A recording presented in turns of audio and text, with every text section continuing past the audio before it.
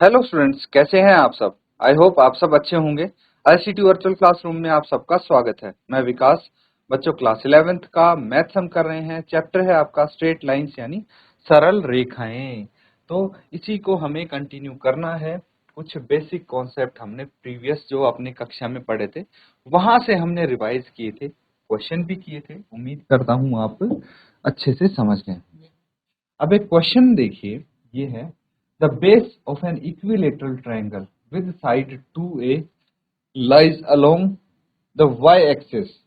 ठीक है, तो यहाँ पे बोला गया है कि भाई बेस जो आधार है इक्विलेटरल ट्रायंगल का, जिसकी भुजा 2a है, वो y एक्सिस के साथ लाई करता है such that mid point of the base is at the origin. Find the vertex of triangle. तो बेस का मिड पॉइंट ओरिजिन पे है। 2a भुजा के समबाहु त्रिभुज का आधार y अक्ष के अनुदिश इस प्रकार है कि उनका जो मध्य बिंदु है वो किस पे है, ओरिजिन पे है। त्रिभुज के शीर्ष ज्ञात कीजिए। तो नोट डाउन कीजिए और जल्दी से इसको सॉल्व करके।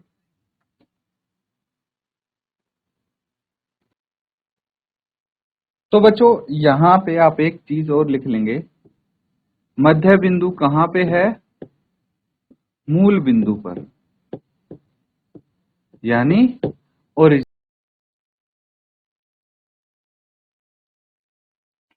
ठीक है स्टूडेंट्स, इसको अब सॉल्व करने की कोशिश करेंगे।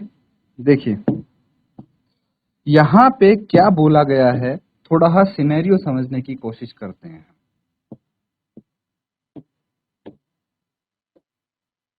एक कार्टेशियन प्लेन बनाना मस्ट है। ठीक है, एक कार्टेशियन प्लेन बना के देख लेते हैं पहले।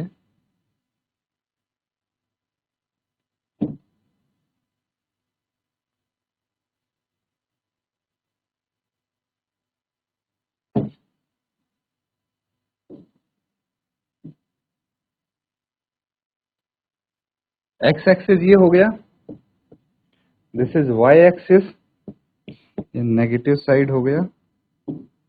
ठीक है, अब क्या बोला गया है क्वेश्चन में, एक इक्विलेटरल ट्रायंगल है, एक समबाहु त्रिभुज है। यहाँ पे समबाहु त्रिभुज का मतलब क्या हुआ कि एक त्रिभुज की जो भुजाएं हैं वो बराबर हैं। ठीक है, अब अगर समबाहु त्रिभुज है तो ऐसा बोला गया है कि भाई base of equilateral triangle with side 2a। एक समबाहु त्रिभुज है जिसकी भुजा 2a है और उसका बेस जो है वो x y एक्सिस के अलोंग लाई करता है, y एक्सिस के साथ साथ लाई करता है। मान लीजिए इसका बेस अगर ये है,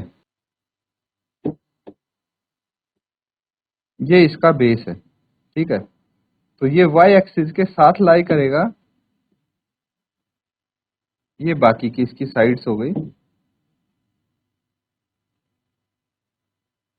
ठीक है, और क्या बोला गया है, जो इसका मिड पॉइंट है वो ओरिजिन है, जो मध्य बिंदु है वो ये है। क्या होगा, मध्य बिंदु 0 0 होगा। ठीक है, ये एक त्रिभुज अगर हमने मान लिया, ठीक है, ए बी सी, इसकी साइड क्या है, 2a है ना, 2a 2a, जो भी इसकी साइड्स हैं सब क्या है, 2a हैं। ये चीज समझनी है। तो अब आपको क्या बताना है, वर्टेसिस बताने हैं। वर्टेसिस मतलब ए की वैल्यू क्या होगी, ए के वर्टेसिस बी क्या होगा और सी क्या होगा। ठीक है, ये बताने हैं। सिनेरियो समझ गए, एक बार सॉल्व करने की कोशिश करें। तो बच्चों कैसे करेंगे, चलिए देखते हैं। सबसे पहले तो हम यहाँ पे इक्विलेटरल ट्रायंगल मान लेंगे। Let A B C equilateral triangle. ठीक है, समबाहु त्रिभुज मान लेंगे एबीसी को विद साइड 2a। जो इसकी साइड है वो 2a है ना। एंड यहां पे अगर मैं इसको O मान देता हूं, and base AC where AO बराबर है OC बराबर है A होना चाहिए। क्यों होना चाहिए समझते हैं। देखिए ये पूरा का पूरा कितना है, 2a है ना। तो मिड पॉइंट है ये, इसका ओरिजिन मिड पॉइंट है, तो a यहां पे रह जाएगा, a यहां पे रह जाएगा। मैं क्या बोलने की कोशिश कर रहा हूं कि अगर इस पूरी लाइन की, ठीक है, लाइन सेगमेंट बोल देते हैं इसको, लाइन नहीं, ये पूरी लाइन सेगमेंट है, इसकी लंबाई है 2 सेंटीमीटर यहां से यहां तक, तो ये इसका मिड पॉइंट है, इसका मध्य बिंदु है। तो यहां से यहां तक की लेंथ 1 सेंटीमीटर होनी चाहिए, यहां से यहां तक की लेंथ 1 सेंटीमीटर होनी चाहिए। सेम चीज मैं यहां पे बता रहा हूं, ये AC की लेंथ कितनी है, 2a है। अगर O इसका मध्य बिंदु है तो AO A होना चाहिए और OC A होना चाहिए, A प्लस A 2a होता है। ये कॉन्सेप्ट यहां पे समझ लेना, ठीक है। अब देखिए, इट इज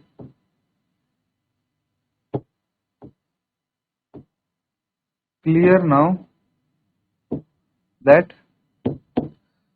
हमें क्या चाहिए, हमें वर्टेक्सेस चाहिए, ठीक है।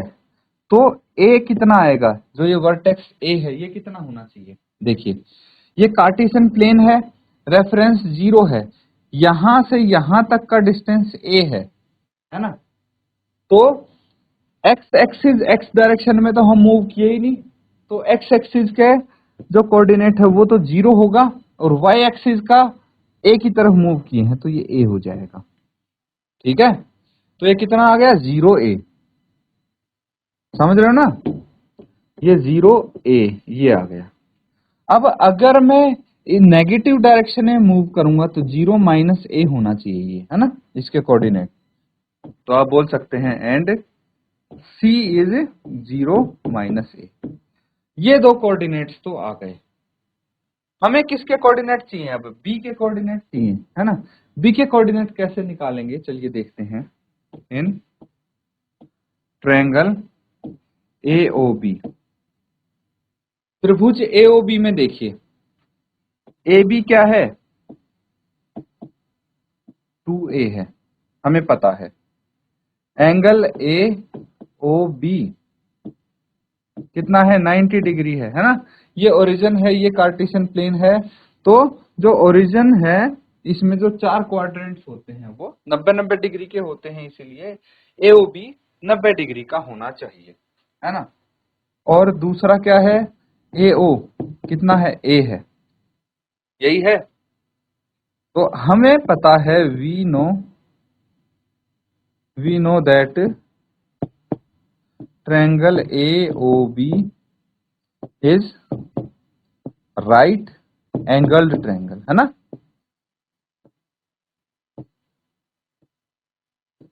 ये समकोण त्रिभुज है, तो इसमें हम पाइथागोरस अप्लाई कर सकते हैं, बिल्कुल कर सकते हैं। इसको नोट डाउन कर लीजिए एक बार।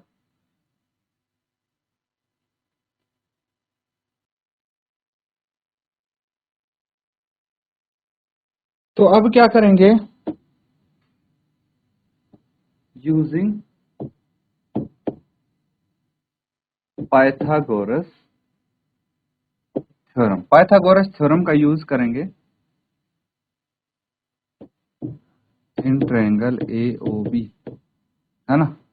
जो हाइपोटेन्यूज है क्या है, AB स्क्वायर, ठीक है। ये कर्ण है, किसके बराबर होगा, AO square plus OB square.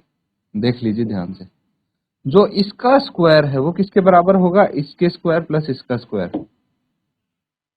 ये कितना है, 2a, 2a का स्क्वायर, ये a का स्क्वायर प्लस OB का स्क्वायर, ये होता है।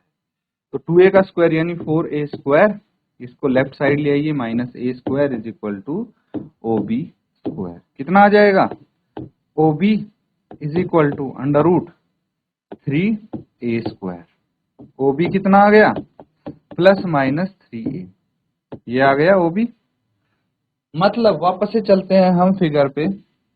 मतलब ये जो दूरी है ±3ai है, तो इसके जो कोऑर्डिनेट हैं क्या हो जाएंगे बी के, ये एक्स एक्सिस है तो एक्स कोऑर्डिनेट ±√3a, और दूसरा वाई एक्सिस तो 0 हो जाएगा क्योंकि यहाँ पे 0 है।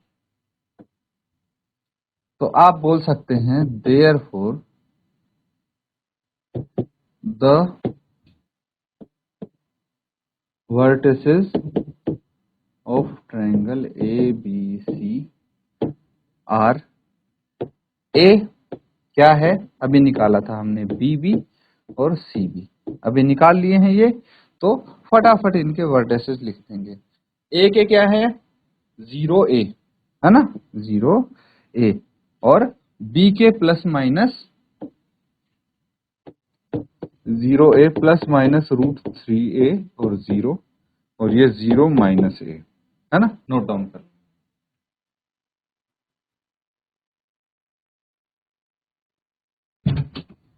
ठीक है बच्चों, एक और क्वेश्चन है, बहुत ही सरल क्वेश्चन है, करते हैं अभी। ये देखिए क्या दिया है, क्वेश्चन समझेंगे। फाइंड द डिस्टेंस बिटवीन, ये कोऑर्डिनेट्स दिए हैं आपको, P की value x1 y1 and Q है x2 y2, when PQ is parallel to y axis, and दूसरा पार्ट है PQ is parallel to x axis. यानी P और Q के बीच की दूरी ज्ञात करनी है जब PQ y एक्सिस के समांतर है या फिर PQ दूसरे पार्ट में x एक्सिस के समांतर है। ठीक है, तो इसको कैसे करेंगे बच्चों?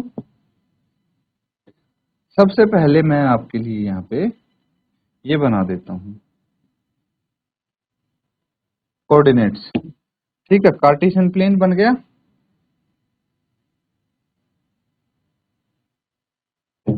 ठीक है, अब देखिए ये एक्स एक्सिस है, ये वाई एक्सिस है, ये X dash Y dash. Cartesian plane में क्या बोला गया है, अभी पॉइंट्स हमें नहीं पता है। ठीक है, आपको डिस्टेंस बताना है। क्या है ये कि जब P Q parallel to Y axis हो, है ना, वाई एक्सिस ये है और पी क्यू इसके अगर पैरेलल हुआ तो, ठीक है, पी क्यू इसके पैरेलल हुआ तब आपको पी और क्यू के बीच का डिस्टेंस बताना है। तो जल्दी से सॉल्व, नोट करके सॉल्व कीजिए इसको।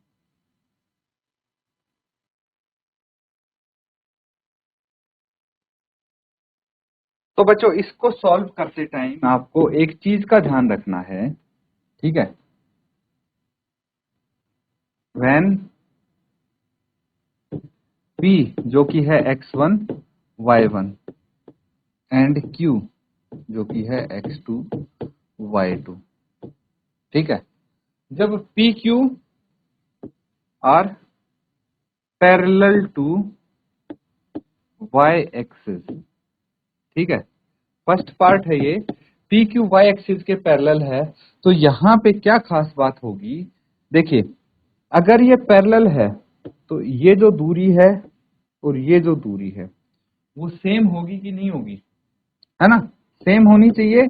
ये डिस्टेंस और ये डिस्टेंस सेम होना चाहिए, यानी जो x1 है और जो ये x2 है ये दोनों बराबर होने चाहिए ना। तो जब ये दोनों पैरेलल टू y एक्सिस है, x1 इक्वल टू x2 होना चाहिए। समझ गए? डिस्टेंस फॉर्मूला पता है, तो distance is equal to under root, क्या होता है, x2 माइनस x1 का square plus y2 minus y1 का स्क्वायर, ये होता है, यही होता है फॉर्मूला। अब देखिए x2 और x1 क्या है, बराबर हैं, तो ये कितना हो जाएगा, ये तो 0 हो जाएगा, प्लस ये सेम रहेगा y2 माइनस y1 का स्क्वायर, कितना आ जाएगा ये, under root y2 minus y1 का स्क्वायर, और आंसर आपका क्या आएगा, y2 माइनस y1, है ना। देखिए प्लस जब स्क्वायर ये कट गया है तो इनका आंसर प्लस में ही होना चाहिए, इसीलिए मैंने मोड लगाया है, क्योंकि दूरी क्या होगी, दूरी किसी भी चीज का डिस्टेंस अगर निकालेंगे तो पॉजिटिव ही तो होगा वो डिस्टेंस। इसीलिए फर्स्ट पार्ट यहाँ पे ये आंसर आया है, इसका नोट डाउन कर लीजिए।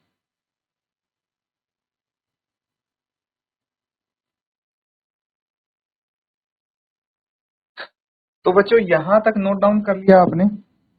अब देखिए, अब चीजें अगर हम थोड़ा अलग कर दें, थोड़ा सा अलग मतलब अब क्या बोल रहे हैं कि अगर ये एक्स एक्सिस के पैरेलल होता, ठीक है, मान लीजिए ये एक्स एक्सिस है पी क्यू, इसके पैरेलल है, तो ये डिस्टेंस सेम होना चाहिए ना, ये दोनों डिस्टेंस। ये क्या है, ये y ही तो है, तो ये जो y1 है और ये y2 है ना, ये दोनों सेम होने चाहिए यहाँ पे। तो यहाँ पे अगर P Q are parallel to X axis, then y1 is equal to y2, y1 y2 बराबर आएंगे। डिस्टेंस क्या होगा, डिस्टेंस पी क्यू होना चाहिए under root x2 minus x1 का square plus y2 minus y1 का स्क्वायर। अब मुझे पता है y2 और y1 बराबर हैं, है ना, तो ये तो 0 हो जाएगा। हमारे पास तो सिर्फ यही बचा x2 माइनस x1 का स्क्वायर, तो स्क्वायर से रूट कट जाएगा, x2 माइनस x1 बच गया, इसका भी मोड कर देंगे क्योंकि डिस्टेंस तो पॉजिटिव होगा। ये आपका पार्ट 2 का आंसर है, नोट डाउन कर देंगे। तो स्टूडेंट्स आज हमने देखिए कुछ क्वेश्चंस किए हैं इसके, है ना, तो इन क्वेश्चंस को अच्छे से रिवाइज करना है आपको। ये चैप्टर आगे कंटिन्यू करेंगे हम अगले सेशंस में, और अलग अलग टाइप के क्वेश्चंस भी आपको सीखने को मिलेंगे। इसी के साथ आज का सेशन यहाँ पे एंड करेंगे। Thank you and have a nice day.